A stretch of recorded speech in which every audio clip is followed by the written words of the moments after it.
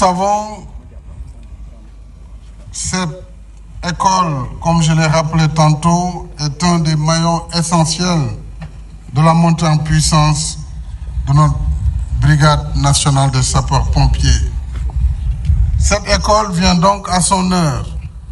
Elle couronne un cycle de transformation positive entamé depuis 2012 et visant à donner un nouvel élan opérationnel à la BNSP grâce à la prise en charge effective de ses déficits capacitaires au triple plan humain, matériel et infrastructurel.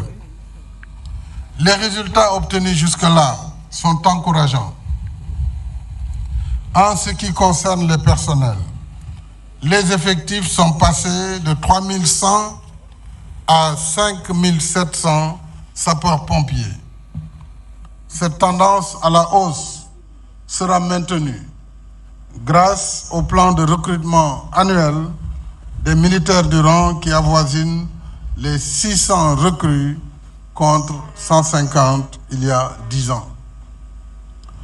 Dans le domaine de l'acquisition des moyens majeurs de secours et de sauvetage, l'État a réalisé 354 véhicules et engins spéciaux pour renforcer les capacités de lutte contre les inondations. 125 motopompes et électropompes ainsi que 30 000 mètres de tuyaux ont été acquis en 2022, améliorant considérablement la logistique et l'efficacité de la BNSP. À ces capacités d'intervention terrestre, il convient désormais d'ajouter les moyens d'action en mer avec l'acquisition de 2 vedettes d'incendie et de 4 vedettes ambulances pour assurer, en liaison avec la Marine nationale, les secours et sauvetages maritimes. Du reste, un nouveau plan spécial d'équipement est en cours, dont les livraisons sont prévues entre mars 2023 et décembre 2024. Il comprend 581 véhicules et engins spéciaux sapeurs-pompiers.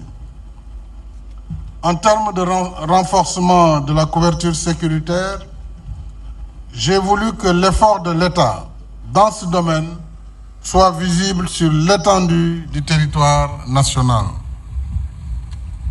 C'est ainsi que depuis 2012, 27 casernes de sapeurs-pompiers ont vu le jour sur les 53 dont dispose la brigade nationale, doublant ainsi en 10 ans le nombre de casernes mises en service pour rapprocher davantage les secours des populations.